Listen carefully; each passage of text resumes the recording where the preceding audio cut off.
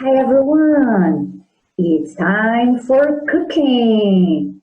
Let's together learn how to prepare a delicious porridge. Vamos fazer juntos a receita de porridge da Goldilocks? Let's go! Let's start our recipe. Delicious! First, add 2 cups of milk. 1 and 2. Then add 5 spoons of oatmeal. 1, 2, 3, 4, 5. And mix it. Mix. Add some sugar and mix it again.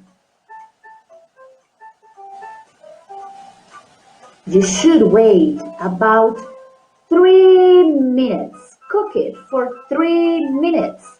It's ready. Pour it into a bowl. The smell is delicious. Yes.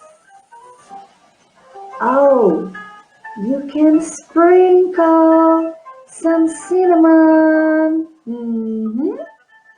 And it's ready. Enjoy it.